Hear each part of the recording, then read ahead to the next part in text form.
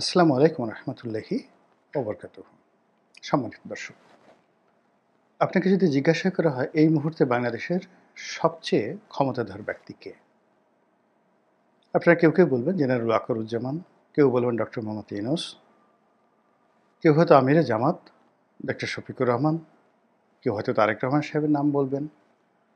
আবার সেই গুলিস্তান কেন্দ্রিক যারা হকার বা সাধারণ কতগুলো মানে যাকে বলা হয় ওই লেভেলের যারা ইউটিউবে ইল্লু পিঙ্কুদের দেখে, তারা মনে করেন যে না, ইল্লু অথবা পিঙ্কু এরাই হলো বাংলাদেশের সবচেয়ে ক্ষমতাধর এবং তারাই গডফাদার দেশ, মূলত তারাই চালাচ্ছে এবং তারা যাকে যে কথা বলবে তারা সে কথা মানতে বাধ্য। তো আর যারা বাম ঘরানার রাজনীতি করেন, নীতি নৈতিকতা বা সংবিধানের কথা বলেন, আইনের কথা বলেন, ডক্টর কামালের মতো বা ডক্টর সাদনীন মালিকের মতো, কিংবা যে সকল নীতিবাগীশ রয়েছেন, তারা বলবেন যে না, জনগণই হলো সকল ক্ষমতার উৎস। কিন্তু বাস্তবতা হলো যে এই মুহূর্তে আপনি যদি ঘটনা পরম্পরায় কতগুলো বিষয় আপনি লক্ষ্য করেন, তাহলে দেখতে পাবেন যে সত্যিকার অর্থে সরকারের মধ্যে সবচেয়ে প্রভাবশালী যে গ্রুপ, সেই গ্রুপটি হলো জামায়াত ইসলামী। এবং জামায়াতের সব কিছু যে আমিরে জামাত চালাচ্ছেন বা তার সংগঠন চালাচ্ছে তা নয়।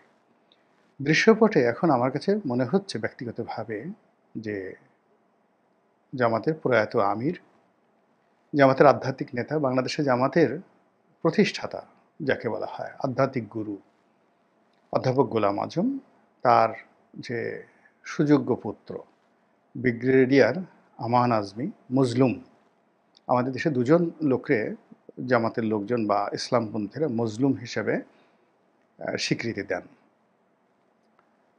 তার মধ্যে এক নম্বরে হলেন মজলুম সাংবাদিক জনাব মাহমুদুর রহমান, আমার দেশের সম্পাদক, আর অধ্যাপক গোলাম আজম সাহেবের সুযোগ্য পুত্র ব্রিগেডিয়ার আমান আজমি, তাকে মজলুম হিসেবেই মানুষজন স্বীকৃতি দেয়। অনেক মানুষ আওয়ামী লীগের দ্বারা নির্যাতিত হয়েছেন বিভিন্ন সময়, কিন্তু ইসলামপন্থীদের কাছে এই দুজন মানুষের যে মজলুম বা তারা যেভাবে জুলুমের শিকার হয়েছেন, এটা রীতিমতো একটা সেলিব্রিটির পর্যায়ে চলে গেছে। এবং এই বর্তমান এই জমানাতে এই দুজন মানুষই এখন সবচেয়ে সুবিধাজনক অবস্থানে আছেন। তারা যদি হাসেন, বাংলাদেশের ইসলামপন্থী যারা লোকজন রয়েছেন সবাই হাসেন, তারা এখন কাঁদেন না, কিন্তু যদি কোনো কারণে তারা কাঁদেন, কিয়ামত হয়ে যাবে। যদি কোনো অবস্থায় তারা রাগ হয়ে যান, হুকুম দেন, সঙ্গে সঙ্গে লক্ষ লক্ষ তাদের ভক্ত মুরিদান অনুসারী দলমত নির্বিশেষে রাস্তায় নেমে কার যে জিয়াফত করে ফেলবে আপনি টেরও পাবেন না। তো সেই দিক থেকে আমার কাছে ব্যক্তিগতভাবে ব্রিগেডিয়ার আমান আজমি, ওনাকে সবচেয়ে ক্ষমতাধর লোক মনে হচ্ছে in terms of administration and state policy এই ক্ষেত্রে। আর মাহমুদুর রহমান হলো মানে জনমতের ক্ষেত্রে বা যারা দক্ষিণপন্থী রয়েছেন তাদের উপর প্রভাব প্রতিপত্তির ক্ষেত্রে তিনি ক্ষমতাধর। আমি তাকে নিয়ে আলোচনা না করে ব্রিগেডিয়ার আমান আজমিকে নিয়ে আলোচনা করব। ওনাকে নিয়ে আলোচনা করার আমার অধিকার আছে। এর কারণ হলো উনি যখন সেই গুম হয়েছিলেন, যখন তার পক্ষে বাংলাদেশে বলার মতো কেউ ছিল না, বিদেশেও ছিল না, সেটা অনেক আগের থেকে, ওনার সেই গুম হওয়ার পর থেকে আমি তাকে নিয়ে বহুবার বলেছি প্রকাশ্যে যে তার মানে তাকে ছেড়ে দেওয়া উচিত এবং তাকে এইভাবে গ্রেপ্তার করে রাখার কারণে আল্লাহর গজব নাজিল হবে, এই ধরনের কথাবার্তা বলেছি। এবং নয়াদিগন্ত পত্রিকায় একাধিকবার তার সম্পর্কে লিখেছি। আর এই ধরনের লেখনের কারণে তার যে সকল আত্মীয় স্বজন আছেন আমেরিকাতে, ইংল্যান্ডে, তারা টেলিফোন করেছিলেন।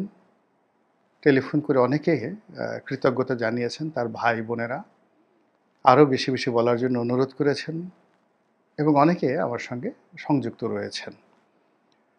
তো সেই আমান আজমি যখন বের হলেন, জেলখানা থেকে বের হলেন, সঙ্গতির কারণে আমি খুব আবেগপ্রবণ ছিলাম।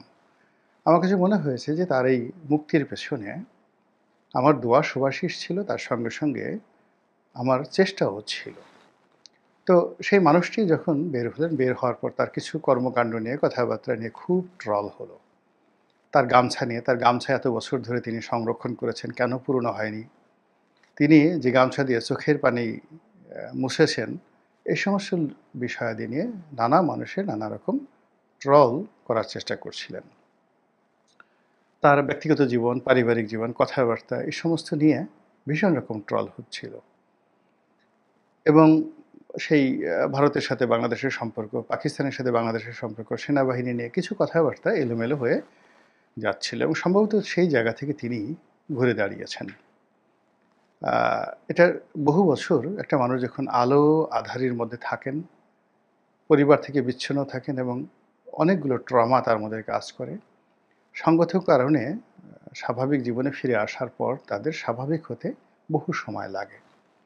তো সেই দিক থেকে ব্রিগেডিয়ার আমান আজমি কিংবা হুমাম কাদের চৌধুরী, সালাউদ্দিন কাদের চৌধুরী সাহেবের ছেলে, অথবা মীর কাসিম সাহেবের ছেলে ব্যারিস্টার আরমান, তারা খুব দ্রুত নিজেদেরকে গুছিয়ে এনেছেন। এখন তারা মানে কেবলমাত্র নিজ নিজ কমিউনিটিতে নেতৃত্ব দিচ্ছেন না। মানে আরমান বা হুম্মাম তারা এখন মানে একেবারে তাদের পিতার মতোই, তাদের পিতার মতোই এখন তারা বা পিতাদের মতো, আরমান তার বাবার মতো, হুম্মাম কাদের তার বাবা সালাউদ্দিন কাদের চৌধুরীর মতোই চলাচল করছেন। আর আমান আজমি গোলাম আজম সাহেবের মতো নন, তিনি একের সম্পূর্ণ নতুন একটা জিনিস বা কিছু একটা করতে চাচ্ছেন। এখন সেটা ইসলামী রেভলিউশন হতে পারে, সেটা জামাত ইসলামীকে ক্ষমতা আনার জন্য একটা পরিকল্পনা হতে পারে, অথবা আরও অনেক কিছু। তিনি বড় কিছু একটা করার চেষ্টা করছেন। এই জন্য তার যে পোশাক, কথাবার্তা, সাক্ষাৎকার, মিডিয়ার মধ্যে আসা, চলাফেরা সব কিছুর মধ্যেই একটা খমেনি খমেনি ভাব চলে এসছে। আয়াতুল্লাহ আলী খামেনি অথবা আয়াতুল্লাহ রুহুল্লাহ খামেনি, বর্তমান খামেনি যিনি আছেন, অথবা তার বাপ আয়াতুল্লাহ খামেনি, এইরকম একটা চলে মানে যাকে বলে তার ভাবসাব চলে আসছে। তার একটা কতগুলো অডিও বক্তব্য আমি শুনলাম, কতগুলো ভিডিও বক্তব্য শুনলাম এবং তিনি বিভিন্ন জায়গাতে যাচ্ছেন। আমি দেখলাম যে তিনি রাষ্ট্রীয় প্রোটোকল পাচ্ছেন, বডিগার্ড, জেড ক্যাটাগরির বডিগার্ড তাকে পাহারা দিচ্ছে। ইট মিনস রাষ্ট্র তাকে খুব কেয়ার করছে। দ্বিতীয়ত তার ক্ষমতা, আমি যে তাকে সবচেয়ে ক্ষমতাধর লোক বললাম, এই কারণে বললাম যে অতি সম্প্রতি একটা ইউটিউব চ্যানেলে তিনি সাক্ষাৎকার দিয়েছেন এবং সেখানে তিনি যেটি স্পষ্ট তার নিজের মুখে বলেছেন যে তার সঙ্গে জেনারেল ওয়াকারুজ্জামান সাহেবের কথা হয়েছে এবং জেনারেল ওয়াকারুজ্জামান করজোড়ে হাত জোড় করে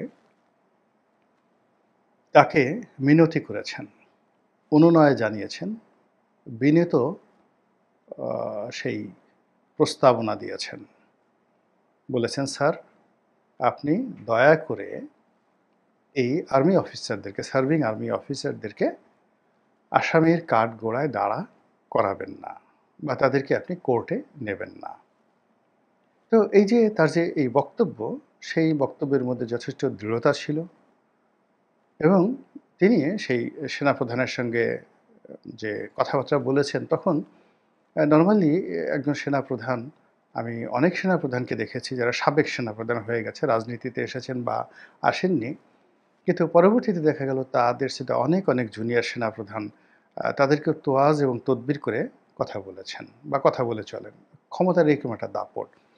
তো সেই দিক থেকে জেনারেল ওয়াকারুজ্জামানকে বাংলাদেশের এখন যারা সাবেক সেনাপ্রধান আছেন সবাই প্রিভিলেজ দেন। তারপরে শেষে এমনকি তার যারা কোর্স মেরিট আছে, তার যারা সিনিয়র আছেন সবাই তাকে পাত্তা দেন। আমরা যারা রাজনীতির ময়দানে রয়েছে আমরা তো বলতেই মানে যে কোনো সময় যে কোনো ঘটনা ঘটে যেতে পারে।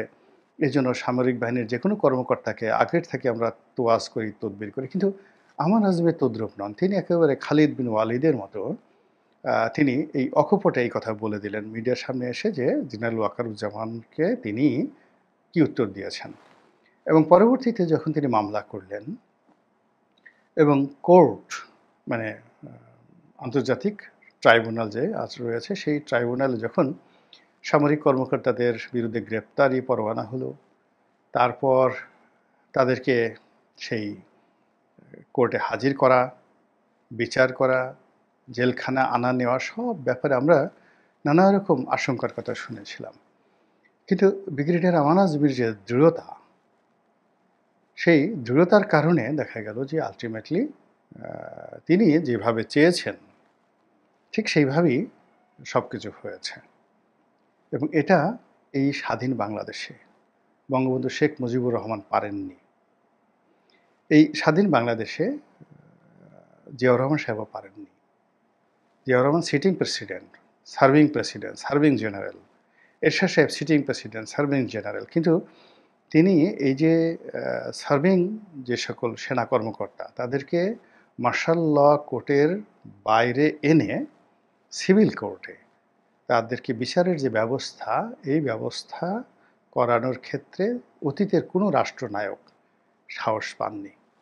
কিন্তু ব্রিগেডিয়ার আমান আজমির নেতৃত্বে এই সামরিক কর্মকর্তা, উনি আছেন, আরেকজন কর্নেল হাসিনুর রহমান আছেন, তারা সবাই যে অসীম সাহসিকতা দেখিয়েছেন, এটা কেবল সাহসের মধ্যে নিবন্ধ নয়, এর সঙ্গে সঙ্গে প্রশাসনিক ক্ষমতা এবং সরকারের উপর তাদের যে কর্তৃত্ব এবং প্রভুত্ব, এটি প্রমাণিত। এবং আগামী দিনে তারা যে রাষ্ট্র ক্ষমতার মূল চাবিকাঠি এবং রাষ্ট্র ক্ষমতার অন্যতম নিয়ামক এবং নিয়ন্ত্রক, এতে কোনো সন্দেহ নেই।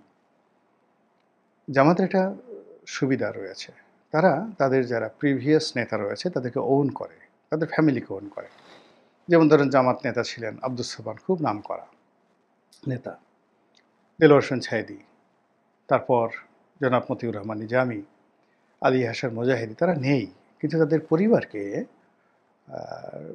পরিবারের ছেলে সন্তান বা পরবর্তী প্রজন্মকে জামাত ওন করে। এবং শুধু ওন করে না, যেন তেন ভাবে না, অনেক বিশালভাবে ওন করে।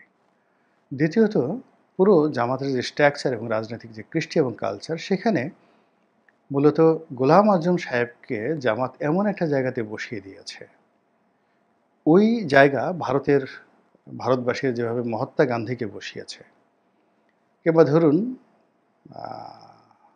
পাকিস্তানে কায়েদে আজম মোহাম্মদ আলী জিন্নাহকে বসিয়েছে, আমেরিকা যেভাবে জর্জ ওয়াশিংটনকে বসিয়েছে, তেমনি জামায়াত ইসলামী বাংলাদেশে জনাব অধ্যাপক গোলাম আজমকে ওই পর্যায়ে জামাতের লোকরা তোয়াজ এবং তদবির করে।